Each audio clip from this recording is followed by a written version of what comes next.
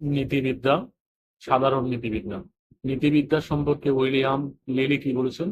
William lily নীতিবিদ্যার সংজ্ঞায় বলেন, নীতিবিদ্যা হচ্ছে সমাজে বসবাসকারী মানুষের আচরণ সম্পর্কিত এমন একটি আদর্শনিষ্ঠ বিজ্ঞান যা এই আচরণকে মূল্যায়ন করে ভালো মন্দ, ন্যায় অন্যায়, উচিত অনুচিত বা অনুরূপ কোনো মানদণ্ডের আলোকে। নীতিবিদ্যা শব্দটির ব্যুৎপত্তিগত অর্থ কি? নীতিবিদ্যা শব্দটির ব্যুৎপত্তিগত হচ্ছে আচরণ, রীতি, রীতি অভ্যাস। নীতিবিদ্যা কোন ধরনের বিজ্ঞান? নীতিবিদ্যা হচ্ছে একটি আদর্শনিষ্ঠ বিজ্ঞান। মোরেস শব্দের অর্থ কি? মোরেস শব্দের অর্থ রীতিনীতি অভ্যাস। প্রিন্সিপিয়া ইথিকা এবং প্র্যাকটিক্যাল এথিক্স গ্রন্থের লেখক কে? প্রিন্সিপিয়া ইথিকা গ্রন্থের রচয়িতা জি মুর, প্র্যাকটিক্যাল এথিক্স গ্রন্থের রচয়িতা পিটার সিঙ্গার। তিনজন নীতি দার্শনিক জে.এস. মিল, ইমানুয়েল কান্ট এবং বাটলার। দুজন গ্রিক নীতি দার্শনিক প্লেটো এবং Socrates. A manual of ethics বইয়ের লেখককে ম্যাকান্দি। প্রিন্সিপিয়া ইথিকা বইয়ের লেখককে জি মুর। অ্যান ইন্ট্রোডাকশন টু এথিক্স বইয়ের লেখককে অ্যান ইন্ট্রোডাকশন টু এথিক্স বইয়ের লেখক উইলিয়াম লিলি। নীতিবিদ্যা বস্তুনিষ্ঠ না আদর্শনিষ্ঠ বিজ্ঞান? নীতিবিদ্যা আদর্শনিষ্ঠ বিজ্ঞান। ম্যাথাইথিক্স এর বাংলা কি? ম্যাথাইথিক্স এর বাংলা হচ্ছে পরা নীতিবিদ্যা। পরিবেশ নীতিবিদ্যার দুটি আলোচ্য বিষয়। পরিবেশ নীতিবিদ্যার দুটি আলোচ্য বিষয় হচ্ছে পরিবেশের মূল্য ও পরিবেশের বিভিন্ন উপাদানের প্রতি দায়িত্ব ও কর্তব্য। নৈতিক অবধারণ কি? নৈতিক অবধারণ নীতিবিদ্যার এমন একটি আলোচ্য বিষয় যা কল্যাণ বা শুভের ধারণা সম্পর্কিত সমস্যা নিয়ে আলোচনা করেন। নৈতিক বিচারের কর্তাকে? নৈতিক বিচারের কর্তা মানুষের বিবেক। ঐচ্ছিক ক্রিয়ার স্তর কয়টি এবং কি কি? ঐচ্ছিক ক্রিয়ার স্তর তিনটি, এগুলো মানসিক স্তর, শারীরিক স্তর ও ফলাফল স্তর। নৈতিক বিচারের স্বীকার্য সত্যগুলো কি? নৈতিক বিচারের স্বীকার্য সত্য ব্যক্তিত্ব, বিচার শক্তি, ইচ্ছার স্বাধীনতা। নৈতিক বিচারের স্বীকার্য সত্য এছাড়াও রয়েছে আত্মার অমরত্ব, ঈশ্বরের অস্তিত্ব। কান্টের মতে নৈতিক বিচারের স্বীকার্য সত্য কয়টি এবং কি কি?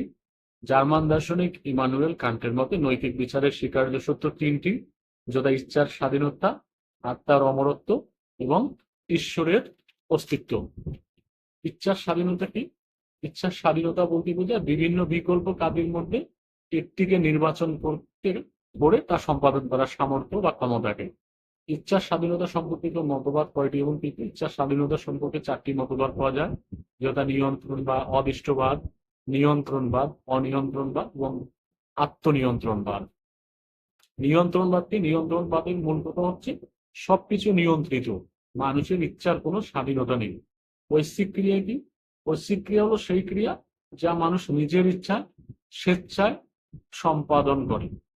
ঐচ্ছিক ক্রিয়ার স্তর কয়টি? ঐচ্ছিক ক্রিয়ার স্তর তিনটি, এগুলো হচ্ছে মানসিক স্তর, শারীরিক স্তর এবং ফলাফল স্তর। অনৈচ্ছিক ক্রিয়া কি? অনৈচ্ছিক ক্রিয়া যেগুলো মানুষের ইচ্ছার উপর নির্ভরশীল নয়। ইচ্ছা নিরপেক্ষ ক্রিয়া কি? যে ক্রিয়া মানুষ ইচ্ছা ও বিচার বিবেচনা ছাড়াই সংগঠিত, সেগুলো ইচ্ছা নিরপেক্ষ ক্রিয়া। অভিপ্রায় কাকে বলে? উদ্দেশ্য, উদ্দেশ্য সাধনের উপায় ও ফলাফল, এই তিনের সমষ্টিকেই নীতিবিদ্যায় অভিপ্রায় বলেন। কর্তব্য কি? নৈতিক নিয়ম অনুযায়ী যা করা উচিত তা পালন করাকেই বা সম্পাদন করাকেই বলা হয় কর্তব্য। ইউটিলিটারিয়ানিজমের বাংলা অর্থ কি? ইউটিলিটারিয়ানিজমের বাংলা অর্থ উপযোগবাদ। আর ইউটিলিটারিয়ানিজমের নামক গ্রন্থের রচয়িতা হচ্ছে জে.এস. মিল বা জন স্টুয়ার্ট মিল।